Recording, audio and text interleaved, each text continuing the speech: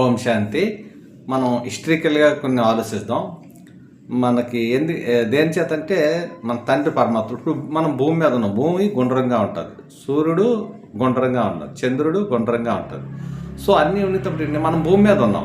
ఈ భూమి మీద ఉన్నతంటే మనం ఏం చేస్తాం?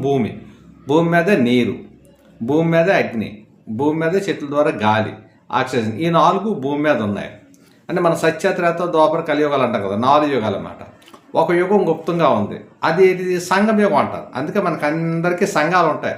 వాళ్ళ కులాలకి ఎలాగైతే సంఘాలు ఉంటాయో సంఘం అన్నమాట.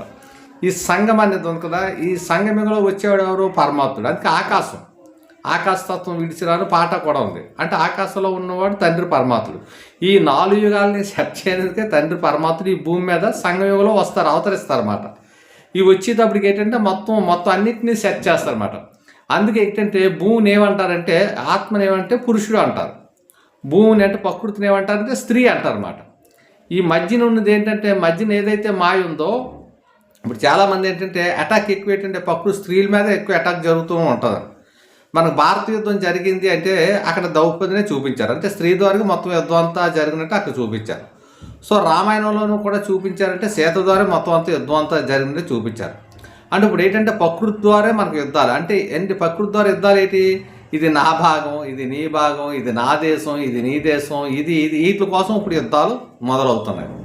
అంటే మొత్తం అంతా అంటే ఇక్కడ ఏంటంటే మాయ ఏం చేసిందంటే స్త్రీని ఆధారం తీసుకొని, అంటే ప్రకృతిని ఆధారం తీసుకొని మనకి హిస్టరీలోకి వెళ్ళేటప్పటికి ఏంటంటే మన వాళ్ళు కూడా అంటే మాయ తయారు చేసింది కాదు. ఇప్పుడు ఎవరిలోనే ఎటువంటి లోపాలు లేవు. ఈ బ్రాహ్మణులు అన్నీ ఏంటంటే మన కథలు ఎన్నో కథలు చెప్పుకొచ్చి ఇంతమంది దేవల్ని తయారు చేసి లక్షల సంవత్సరాలు లక్షలు అని చేసుకొని వచ్చేసారు. సో ఇదంతా చెప్పుకుంటూ ఒక వేలాలుతుంది. సో అది అలా ఉంచుదాం. ఇప్పుడు ఏంటంటే ఈ భారతం ఎలా హిస్టరీ తిరుగుతుంది, ఈ చక్రం ఎలా తిరుగుతుంది, మరి ఎక్కడి నుంచి ఎక్కడ ఉంది అని మనం ఒక క్లియర్గా తెలుసుకుందాం. నెక్స్ట్ మీకు ఏమవుతుందంటే, నా తండ్రి పరమాత్మ చెప్పిన అద్భుతమైన జ్ఞానం ఏంటంటే, మొట్టమొదట మనం ఈ భూమి మీదకి వచ్చాము అనే విషయం ముందు మనం తెలుసుకోవాలి.